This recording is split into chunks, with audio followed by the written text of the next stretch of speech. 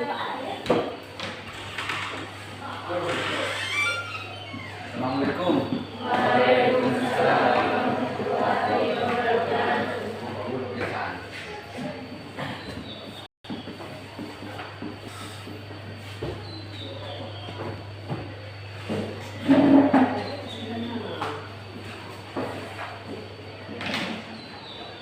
Gimana kabarnya? Sehat.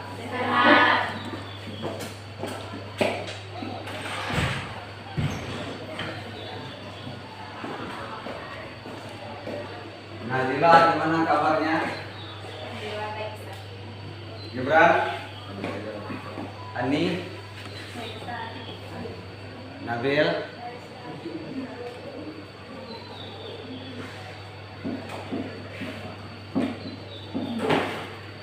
Surya mana ini? Sakit? Sejak kapan? Hari ini? Semoga Surya cepat mendapatkan kesembuhan dan bisa berkumpul bersama kita. Amin ya rabbal alamin. Jadi yang izin hari ini, yang tidak masuk hari ini cuma Muhammad Surya Wahid ya. Sebelum pelajaran kita mulai, terlebih dahulu marilah kita awali pelajaran kita dengan membaca doa. Berdoa mulai. Bismillahirrahmanirrahim. Rabbi zidni ilman warzuqni fahman. Amin.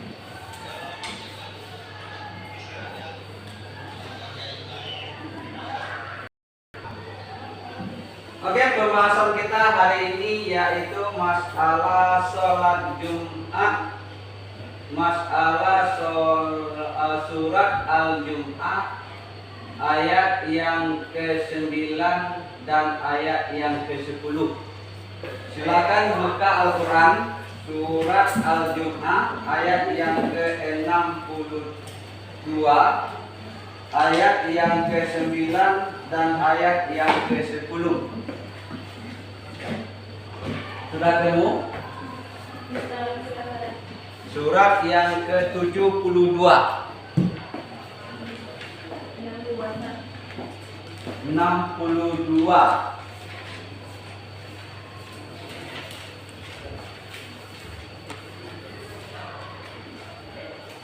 Ayat yang ke-9 dan 10.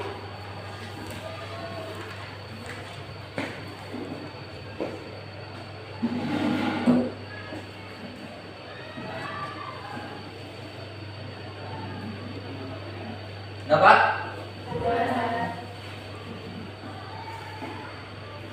Siapa yang bisa membaca?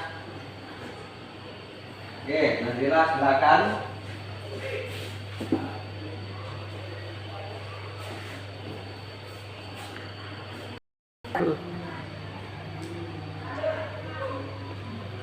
Bismillahirrahmanirrahim. Ya ayyuhalladzina amanu idza nudiya lis-sholati min yaumil jum'ah fas'au ila dzikrillahi wa dharul bay'. Dzalikum khairul lakum in kuntum ta'lamun. Fa idza qudiyatis sholatu fantashiru fil ardi wabtaghu min fadlillahi wadhkurullaha katsiran la'allakum tuflihun. Wa idza ra'aw tijaratan aw lahwan fadlu ilaiha wa tarakuka qa'ima. Qul ma indallahi khairun minan lahwi wa minat tijarah. Wallahu khairur raziqin. Shadaqallahu azim. Ada yang bisa mengartikan?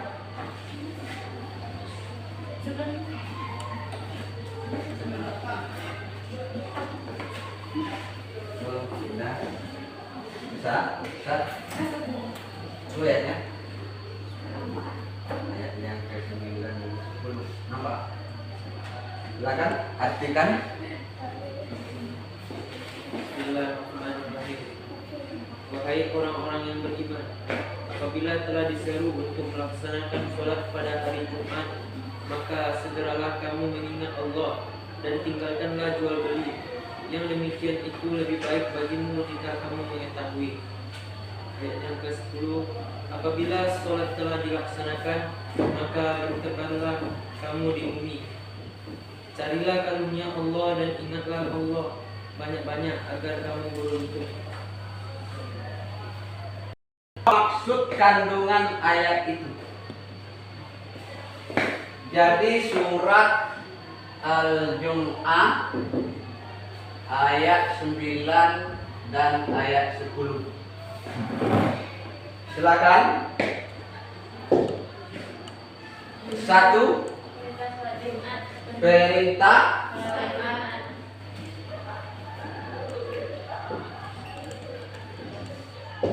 2.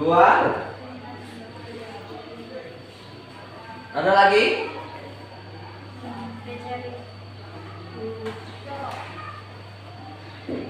Larangan.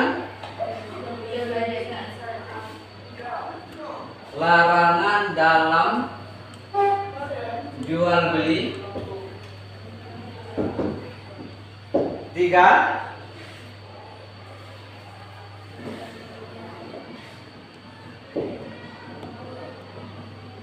Berpikir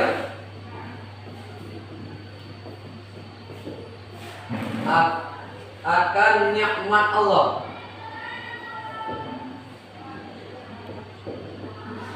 Terakhir, masalah kewajiban berikhtiar.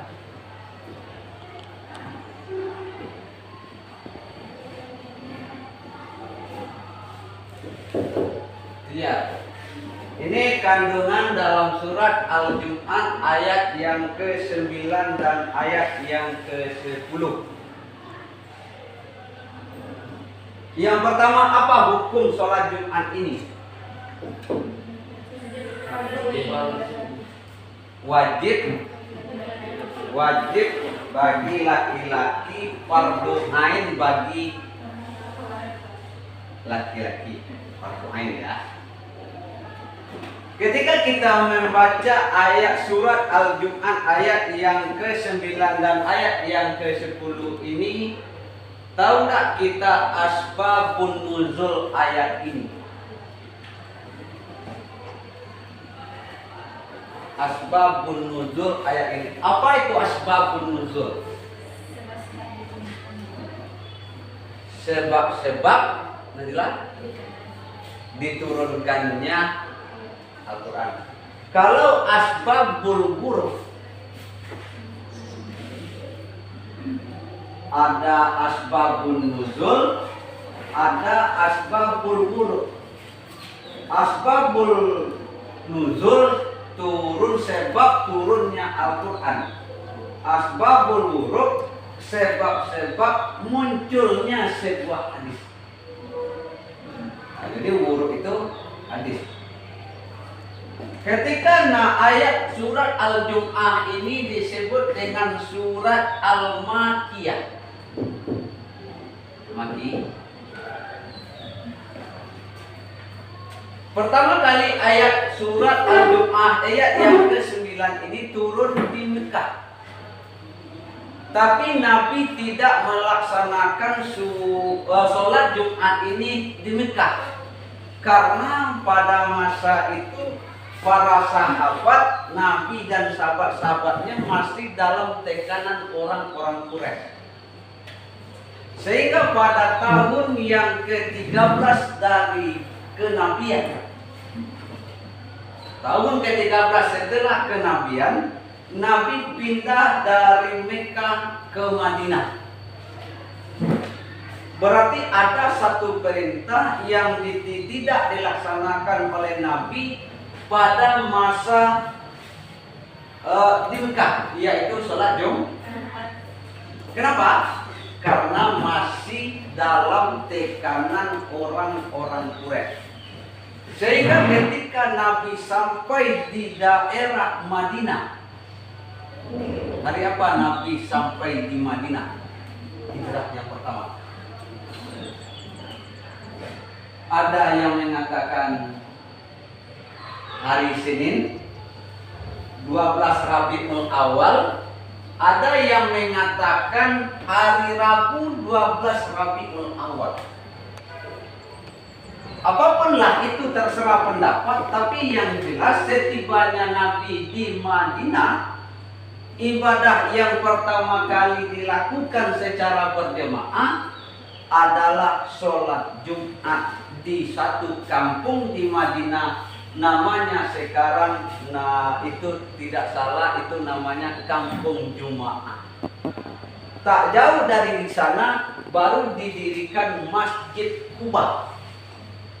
Masjid pertama kali didirikan oleh Nabi.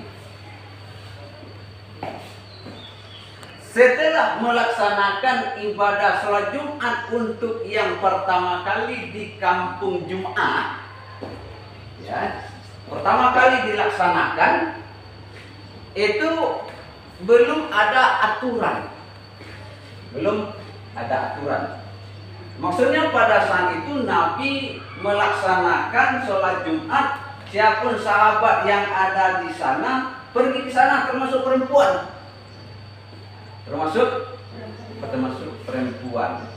Namun ketika dilaksanakan hal yang demikian, maka beransur-ansur muncullah beberapa pendapat mazhab bahwa ya ayyuhallazina amanu idza nudiya lis-sholati min yaumil jum'ah adalah kewajiban yang memang dikhususkan untuk laki-laki. Sampai di sini ada pertanyaan asbabun nuzul ayat ini. Paham? Dapat dimengerti ya? Yang kedua adalah masalah tata tertib sholat Jumat. Tata tertib, ya, ada 12 bulan dalam setahun. Yang paling mulia dalam 12 bulan itu apa? Bulan apa? Sehingga Ramadan disebut dengan Syahrus apa sebutnya? Sayyidus Syuhur, penghulu dari sekalian, mulai dari Muharram, Safar, Rabiul Awal, Rabiul Akhir, Jumadil Awal, Jumadil Akhir, Rajab, Sya'ban dan Ramadan di bulan 9. Itu penghulunya sekalian bulan. 7 hari dalam seminggu, penghulunya siapa?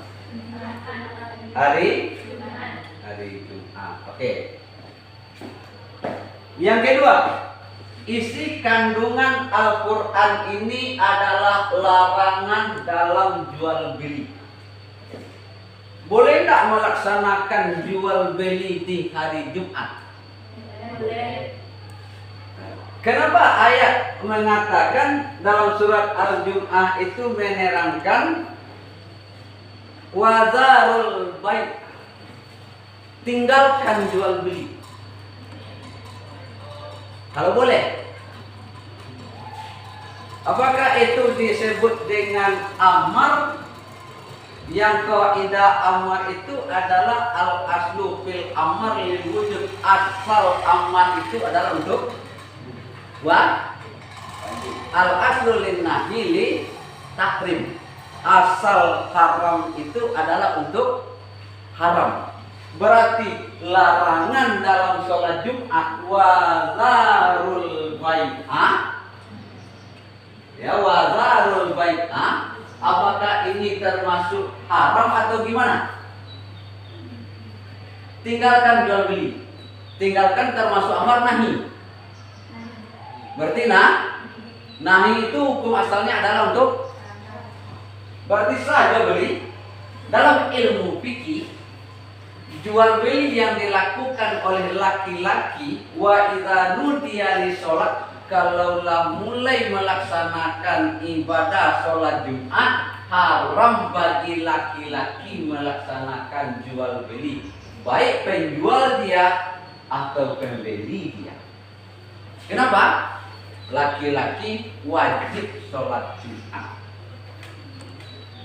Nah, kemudian perempuan Kalau untuk perempuan, karena sholat Jumat tidak wajib untuk perempuan, ya, tidak wajib untuk perempuan, maka pelaksanaan jual beli diperbolehkan untuk kaum perempuan baik membeli ataupun menjual selagi orang melaksanakan ibadah sholat Jumat. Oke? Ada lagi, ada pertanyaan yang lain? Silakan.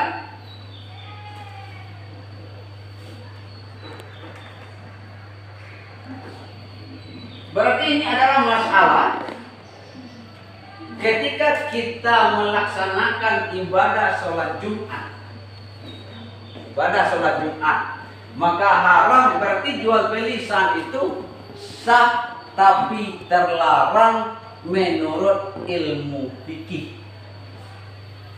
Salah satu bentuk jual beli yang sah tapi terlarang adalah jual beli yang dilakukan oleh seorang laki-laki pada waktu melaksanakan sholat Jumat. Sah jual belinya tapi terlarang di segi hukumnya.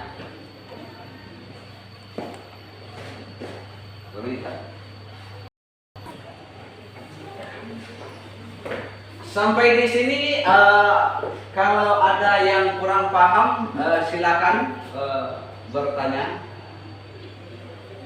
Ada Yes, silakan Nazila. Kenapa di dalam Al-Quran disebutkan kalau surah Al-Jumu'ah itu diturunkan di Madinah, bukan di Madinah, di Mekah? Oke. Kenapa di dalam di dalam mazhab surat Al-Jumu'ah ini disebut dengan surat Madaniyah, sedangkan ayatnya adalah Makkiyah? Kira-kira seperti itu ya. Surat rangkuman dalam Al-Quran. Ada surat, ada ayat. Ini ada Makkiyah, ada Madaniyah. Ada Makkiyah, ada Madaniyah.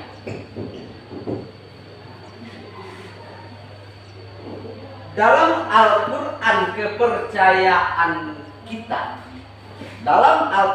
kepercayaan kita, bahwa di dalam satu surat ada ayat, kebanyakan dalam itu surat Makkiyah, turun di Mekah.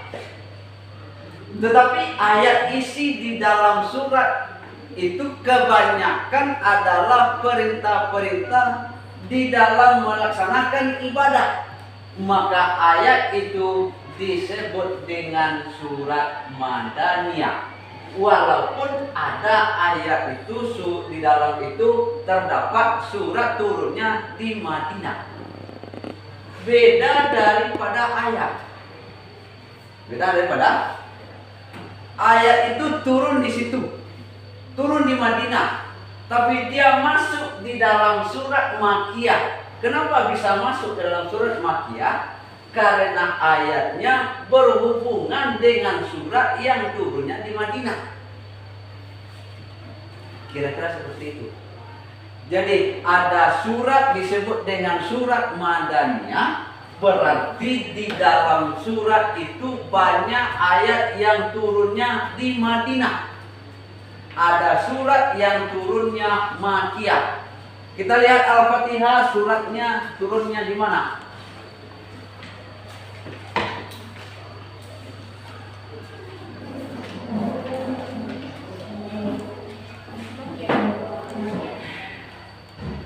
Al-Fatihah disebut dengan surat Makkiyah. Kita sepakat karena itu terdapat dalam Al-Quran. Tetapi surat Al-Fatihah itu adalah surat yang yang turunnya secara berulang-ulang. Ada di Mekah, ada di Madinah, bahkan ada di Persia waktu nabi-nabi sebelumnya. Kenapa disebut dengan surat Makkiyah? Karena ayatnya pendek-pendek. Kesimpulannya, untuk orang Quraisy nggak perlu panjang-panjang, sedikit, pendek, padat, singkat. Madinah, dia sudah merupakan daerah yang agak moderat, sehingga dia perlu keterangan. Dalam ilmu usul kita mengenalnya dengan ilmu mujmal dan bayan. Paham? Ada lagi? Silakan Nabila. Kenapa perempuan tidak diwajibkan sholat Jumat? Ayo Ustaz. Anda mau sholat Jumat? Mau. Sholat Jumat itu tidak ada larangan untuk perempuan. Tidak ada larangan sholat Jumat untuk perempuan. Tapi tidak ada perintah. Tidak ada perintah sholat Jumat untuk perempuan, tapi tidak ada juga larangan. Maka sholat Jumat dapat dikategorikan mubah, boleh perempuan itu melaksanakan sholat Jumat, tapi karena tidak ada perintah, ketika selesai mendengarkan khutbah, mereka wajib sholat zuhur 4 rakaat, bukan 2 rakaat. Kenapa? Karena dia tidak ada larangan, tapi tak ada perintah. Ya. Suatu hari kan malaikat Jibril pernah bertanya ke Tuhan. Yang malaikat Jibril ini melaksanakan sholat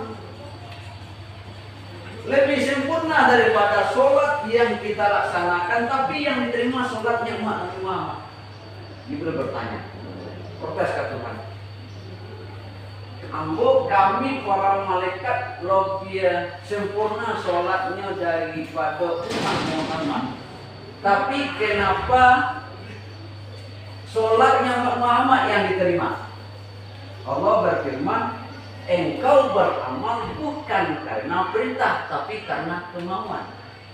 Umat Muhammad beramal karena perintah. Oke, paham ya? Jadi sholat Jumat punya apa?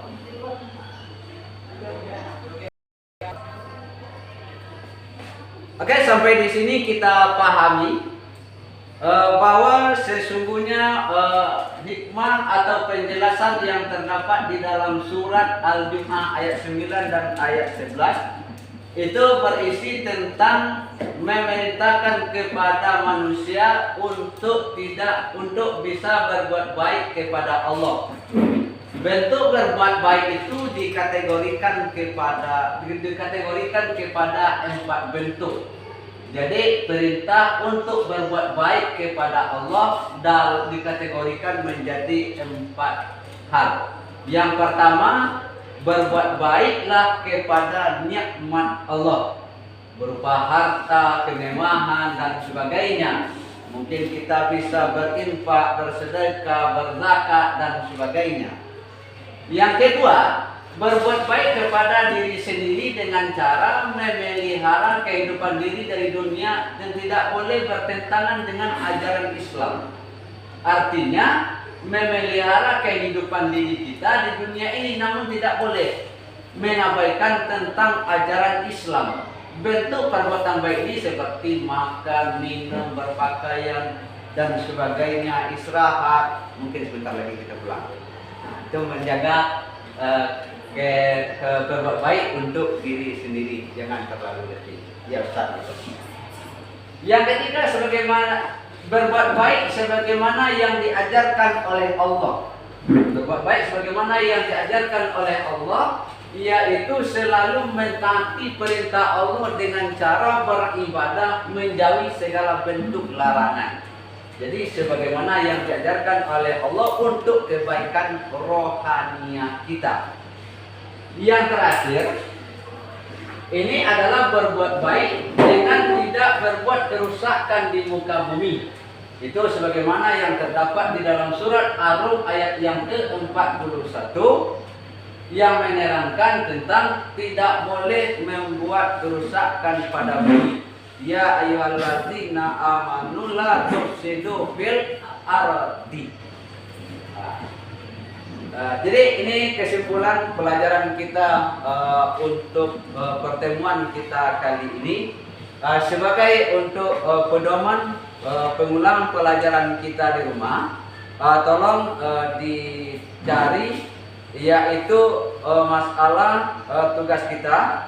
Yang pertama, tulislah syarat sah sholat Jumat sebagaimana yang kita bahas tadi. Tulislah syarat sah sholat Jumat. Apakah kita pergi sholat Jumat itu sudah dianggap sah atau belum? Cari syarat sah sholat Jumat. Yang kedua, masalah larangan jual beli, yaitu tulislah, jelaskanlah syarat sah dalam jual beli. Syarat sah dalam jual beli, apakah segala sesuatu yang kita jual, yang kita beli itu tuh sudah sah atau belum? Kalau belum, kalau sudah, sebenarnya apa syaratnya? Dan yang terakhir adalah tulislah bentuk jual beli yang sah tapi terlarang. Dia dibolehkan tapi dilarang dalam agama. Tugas ini kita kumpulkan minggu besok. Mungkin itu pertemuan kita pada kali ini. Semoga pada minggu selanjutnya tugas ini dapat kita selesaikan dan kita diberikan kesehatan oleh Allah SWT. Amin. Akhir kalam. Billahi taufiq wal hidayah. Assalamualaikum warahmatullahi wabarakatuh.